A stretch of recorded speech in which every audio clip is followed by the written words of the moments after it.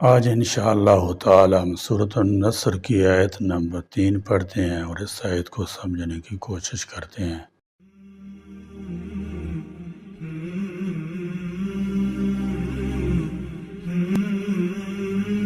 اعوذ باللہ من الشیطان الرجیم، بسم اللہ الرحمن الرحیم۔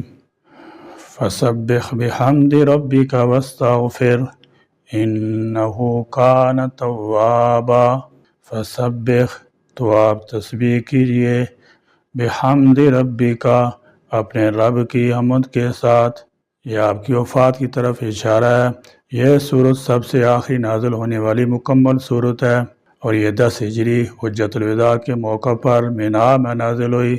اس کے بعد چند متفرق آیات نازل ہوئیں جیسے الیوم اکملت لکم دینکم وغیرہ، مگر مکمل کوئی صورت نازل نہیں ہوئی، اور یہ آیت بھی اسی موقع پر نازل ہوئی تھی۔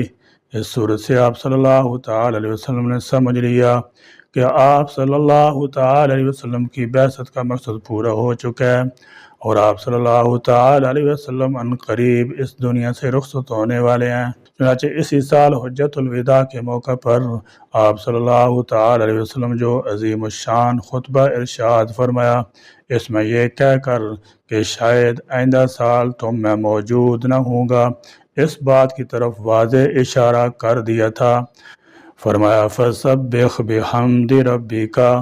اس آیت میں آپ صلی اللہ تعالی علیہ وسلم کو ہدایت کی گئی ہے کہ اپنے پروردگار کے اتنے بڑے احسانات کے شکریہ کے طور پر اب پہلے سے زیادہ اللہ کی تسبیح و تحمید کیا کریں، اور آپ صلی اللہ تعالی علیہ وسلم کی زندگی بھر کی کاوشوں میں جو کوئی لغزش رہ گئی ہو تو اس کے لیے اللہ سے استغفار کریں۔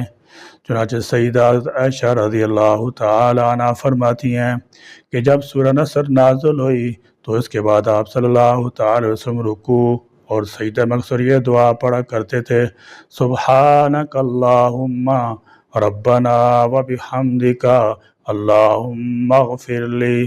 انسان اشرف المخلوقات کے علاوہ زمین پر اللہ تعالیٰ کا خلیفہ ہے، اسے سب سے زیادہ تسبیح بیان کرنی چاہیے تھی، مگر افسوس کہ یہ اپنے خالق و مالک کے ذکر سے غافل ہے۔ اللہ تعالیٰ نے انسانوں پر جو انعامات فرمائے ہیں اس کے بدلے میں اگر ہمارا رواں بھی ساری زندگی تسبیح تعمید میں لگا رہے تب بھی کم ہے۔ ارشاد رسول کریم صلی اللہ تعالی وسلم ہے، ہر روز جب سورج طلوع ہو کر بلند ہوتا ہے تو کائنات میں اللہ تعالیٰ کی مخلوقات میں کوئی بھی چیز ایسی باقی نہیں رہتی جو اللہ تعالیٰ کی تسبیح و تحمید نہ بیان کرتی ہو، سوائے شیطانوں اور غافل انسانوں کے۔ علماء کرام کا کہنا ہے کہ تسبیح کی 2 قسمیں ہیں، ایک تسبیح اختیاری اور دوسری تسبیح اضطراری۔ تسبیح اختیاری تو فرشتے اور مومن جن و انس کے لیے مخصوص ہے، اور تکوینی طور پر اللہ تعالیٰ جل شانہ نے کائنات کے ذرے ذرے کو اپنا تسبیح خواں بنا رکھا ہے۔ یہی تسبیح اضطراری ہے۔ تسبیح تکوینی لوگ سن نہیں سکتے، یہ ہمارے فہم ادراک سے بالا تر ہے۔ پوری کائنات اور اس کی ہر شے اپنے پورے وجود سے اس حقیقت پر گواہی دے رہی ہے کہ جس نے اس کو پیدا کیا ہے اور جو اس کی پروردگاری اور نگاہ بانی کر رہا ہے، اس کی ذات ہر عیب، نقص اور کمزوری سے منزہ ہے اور اس سے بالکل پاک ہے کہ اس کی خدائی میں کوئی اس کا شریک ہو۔ ارشاد ربانی ہے، تسبح له السماوات السبع والارض ومن فيهن وإن من شيء إلا يسبح بحمده ولكن لا تفقهون تسبيحهم إنه كان حليما غفورا۔ اس کی پاکی تو ساتوں آسمان اور زمین اور وہ ساری چیزیں بیان کر رہی ہیں جو آسمان و زمین میں ہیں، کوئی چیز ایسی نہیں جو اس کی حمد کے ساتھ اس کی تسبیح نہ کر رہی ہو، اور تم ان کی تسبیح نہیں سمجھتے۔ حقیقت یہ ہے کہ وہ بڑا ہی بردبار اور درگزر کرنے والا ہے۔ کائنات کا ہر ذرہ اللہ تعالیٰ کی تسبیح بیان کرتا ہے۔ ہر طلوع غروب ہونے والے سورج کے ساتھ کائنات کی ہر شے حمد کے ساتھ اللہ تعالیٰ کی تسبیح بیان کرتی ہے۔ حمد کے ساتھ تسبیح بیان کرنے کا مطلب یہ ہے کہ ہر شے نہ صرف یہ کہ اپنے خالق اور رب کا عیوب و نقائص اور کمزوریوں سے پاک ہونا ظاہر کر رہی ہے، بلکہ اس کے ساتھ وہ اس کا تمام کمالات متصف اور تمام تعریفوں کا مستحق ہونا بھی بیان کر رہی ہے۔ ایک ایک چیز اپنے پورے وجود سے یہ بتا رہی ہے کہ اس کا صانع اور منتظم وہ ہے جس پر سارے کمالات ختم ہو گئے، اور حمد اگر ہے تو بس اسی کے لیے ہے، کیونکہ تسبیح میں دل کی راحت، کشادگی، آسائش اور راحت اور خوشی ہے، اس لیے وہ دنیا ختم ہونے کے باوجود بھی ختم نہیں ہوگی۔ جنت والوں کو تسبیح کا الہام ہوگا اور بغیر کسی مشقت و پریشانی کے وہ اس کا ورد کریں گے اور اس سے انہیں کوئی تھکن نہیں ہوگی۔ فرمان باری تعالیٰ دعواہم فیہا سبحانک اللہم وتحیتہم فیہا سلام۔ قرآن مجید میں جگہ جگہ یہ بات بیان ہوئی ہے کہ آسمان و زمین کی ہر چیز اللہ تعالیٰ کی تسبیح یا پاکی بیان کرتی ہے۔ رسول اللہ صلی اللہ تعالی علیہ وسلم اور اہل ایمان کو کئی مقامات پر اللہ کی پاکی بیان کرنے کا حکم ہوا ہے۔ دین کی سب سے اہم اور بنیادی عبادت نماز کو بھی متعدد مقامات پر تسبیح سے تعبیر کیا گیا ہے۔ اس پس منظر میں یہ ضروری ہے کہ تسبیح یا اللہ کی پاکی بیان کرنے کے مفہوم کو سمجھا جائے، تاکہ اس کائناتی ذکر کو جب ہم زبان سے نکالیں تو دل کی ساری کیفیات ہمارے ساتھ ہوں۔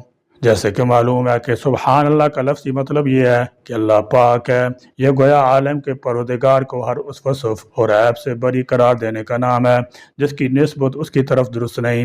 ان میں سے پہلی چیز اللہ کو ہر طرح کے شرک سے پاک قرار دینا ہے۔ اس مفہوم میں اللہ کی تسبیح کا مطلب یہ ہے کہ خدا اس کائنات کا بلا شرکت غیر خالق و مالک ہے، اسے کائنات کی تخلیق میں کسی کی مدد کی ضرورت نہیں پڑی، اس کا کوئی ساجی نہیں، شریک نہیں، باپ، بیٹا، بیوی، ہمسر، ہم جنس نہیں، کوئی نہیں جو اس کی ذات، صفات، اختیار، اقتدار اور حق اطاعت میں اس کا شریک ہو۔ اپنے وجود، اپنے ہستی، اپنی بقا، اپنی شان اور بادشاہی میں وہ کسی کی مدد تعاون کا محتاج نہیں، سب اس سے ہیں، وہ کسی سے نہیں، ہر چیز اس کی ملکیت ہے اور ہر ذرہ پر اسی کی حکومت ہے۔ تسبیح کا دوسرا مفہوم یہیں سے پیدا ہوتا ہے کہ جب خدا ہی خالق و مالک ہے اور پھر اسی کی عبادت اور بندگی ہونی چاہیے۔ نماز کو اسی مفہوم میں تسبیح کہا گیا ہے کہ یہ اپنے جذبہ عبودیت کو ہر غیر سے ہٹا کر اللہ کے لیے خالص کر دینے کا نام ہے۔ تسبیح کا تیسرا مفہوم تنزیہ ہے، یعنی اللہ کی ہستی کو ہر طرح کے نقص، کمزوری، عجز، عیب، تعین، تشبیہ، تمثیل سے بلند قرار دیا جائے۔ اس کا مطلب یہ ہے کہ انسان چیزوں کو اپنے مشاہدے اور تجربے سے سمجھتا ہے، ایک پھل کو دیکھ کر دوسرے کو اور ایک مویشی کو دیکھ کر دوسرے کو اس پر قیاس کر لیتا ہے۔ انسان مادی وجود ہے اور ہر چیز کو مادی جسم کی شکل میں ہی سمجھتا ہے۔ انسان ہر شے میں کمزوری کا پہلو تلاش کر لیتا ہے اور بغیر کمزوری اور عیب کے کسی ہستی کا وجود تصور نہیں کر سکتا۔ ایسے میں سبحان اللہ کہنے کا مطلب ہے کہ اے اللہ تو میرے احاطہ ادراک سے باہر، تصور سے بلند اور ہر ممکنہ عیب سے پاک ہے۔ تو اپنی ذات میں ایک ہی ہے اور تجھ سا کوئی نہیں، تیرے احاطہ قدرت میں ہر شے ہے اور تو جو چاہے بلا کسی سبب اور وسیلے کے کر سکتا ہے۔ تسبیح کا اگلا مفہوم یہ ہے کہ زندگی میں جو کچھ حوادث پیش آ رہے ہیں، ان میں جو ناانصافی یا ظلم وغیرہ کا عنصر نظر آ رہا ہوتا ہے وہ بظاہر اللہ کے اذن سے ہوتا ہے، مگر اس میں اس کی کوئی حکمت اور مصلحت ہے۔ وہ کبھی کسی پر ذرہ برابر ظلم نہیں کرتا اور نہ اس کی ذات سے کبھی کسی شر کا ظہور ہوتا ہے، وہ تو سراپا خیر اور سراپا احسان ہے۔ اس مفہوم میں تسبیح کا مطلب یہ ہے کہ بدترین حالات میں بھی ہمیں اپنے مالک سے کوئی شکایت اور شکوہ نہیں۔ تسبیح کا اگلا مفہوم خدا کی کاملیت کا اقرار ہے۔ جب وہی کامل ہے تو اس کا مطلب یہ ہے کہ میں ناقص ہوں، مجھ سے خطا کا ظہور ہو سکتا ہے بلکہ ہوتا ہے۔ اس لیے سبحان اللہ کا مطلب اب یہ ہوا کہ مجھ سے اپنے عجز اور کمزوری کی بنا پر غلطی ہو گئی، مگر میں بندہ ناقص ہوں، آپ جیسا بے عیب نہیں ہوں، اس لیے معافی کا مستحق ہوں، مجھے معاف کر دیجئے۔ یہی وہ مفہوم ہے جس میں یونس نے آیت کریمہ میں اللہ تعالیٰ کو لا الہ الا انت سبحانک انی کنت من الظالمین کہہ کر پکارا تھا۔ جو انسان اس پورے شعور کے ساتھ سبحان اللہ کا ذکر کرے گا، آسمان سے لے کر زمین تک کی ہر مخلوق رشک کی نگاہ سے اس بندے یا بندی کو دیکھے گی اور بروز قیامت اس کا اجر میزان کی ہر چیز پر باری ہو جائے گا۔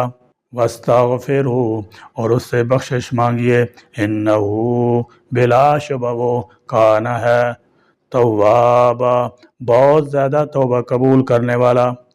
فرمایا واستغفرہ انہ کان توابا، اور اس سے مغفرت طلب کیجیے، یقیناً وہ بہت توبہ قبول فرمانے والا ہے۔ استغفار شیطان اور اس کی فوج کے خلاف مومن کا ہتھیار ہے۔ اپنی غلطی پر ندامت کے ساتھ استغفار ہمارے باپ آدم علیہ السلام کی سنت ہے، اور اپنے عمل پر ضد اور اصرار کے ساتھ جم جانا ابلیس اور اس کے ساتھیوں کا طریقہ ہے۔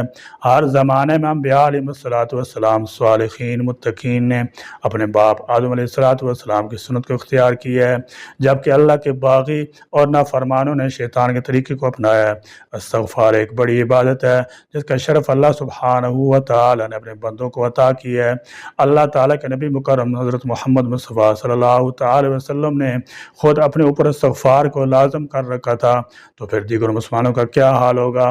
استغفار کرنے والوں کو اللہ کی محبت ملتی ہے، اور اللہ مغفرت مانگنے والوں اور استغفار کرنے والوں پر بڑا ہی کرم فرمانے والا ہے۔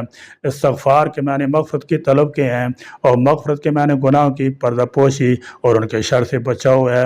بندہ اللہ تعالیٰ سے استغفار کرتا ہے کہ اللہ دنیا میں اس کے گناہ پر پردہ ڈال دے، اور اس کا گناہ اس کی فضیلت کا سبب نہ بنے، اور آخرت میں بھی اس کو ظاہر نہ کرے، اور اپنی رحمت اور عفو سے اس کا گناہ معاف فرما دے۔ آج ہم گناہ کی دلدل میں پھنسے ہوئے ہیں، قدم قدم پر اللہ تعالیٰ کی نافرمانی کر رہے ہیں۔ ہماری صبح، ہماری شام، ہماری رات معصیتوں سے آلودہ ہے۔ نفس شیطان کے چنگل میں پھنس کر ہم اپنے پروردگار کی بغاوت کے مرتکب ہو رہے ہیں۔ دنیا کے محبت نے ہمیں آخرت سے غافل کر رکھا ہے۔ اس فانی، عارضی اور ختم ہو جانے والی زندگی کو ہم نے اپنا مطمئن نظر بنایا ہوا ہے۔ خوف خدا، فکر آخرت اور بارگاہ الہی میں حاضری کا احساس ہمارے اندر سے معدوم ہوتا جا رہا ہے۔ گناہوں کی کثرت نے ہم پر آفات و بلیات اور مصائب و آلام کے وہ پہاڑ توڑے ہیں کہ انسان سوچ بھی نہیں سکتا۔ حالانکہ کتاب و سنت ہمیں اس بات سے آگاہ کرتے ہیں کہ انبیاء کرام علیہ السلام کے علاوہ کوئی فرد بشر معصوم نہیں۔ ہر انسان خطا، لغزش اور غلطی کا صدور ہو سکتا ہے، لیکن معافی کے لائق وہ خطا کار ہے جو اپنے کیے پر نادم، شرمسار ہو، جسے اس حقیقت کا احساس ہو کہ میرا بدعمل محفوظ کر لیا گیا ہے اور میرا مجھ سے اس بارے میں یقیناً پوچھے گا۔ یہی وجہ ہے کہ صاحب ایمان کو بار بار گناہوں کے تریاق کی طرف متوجہ کیا گیا ہے۔ قرآن کریم کے صحیح کریمہ میں اللہ نے یہ بیان فرمایا کہ کسی سے گناہ سرزد ہو جائے تو اسے چاہیے فوراً اللہ کو یاد کرے۔ ایسے لوگ اللہ کو بہت پسند ہیں۔ یہ لوگ گناہ کے بعد فوراً توبہ استغفار کرنے لگتے ہیں، اللہ کی طرف رجوع کرتے ہیں، گناہوں پر جمتے نہیں۔ ایسے لوگوں کو اللہ مغفرت اور دخول جنت سے نوازے گا۔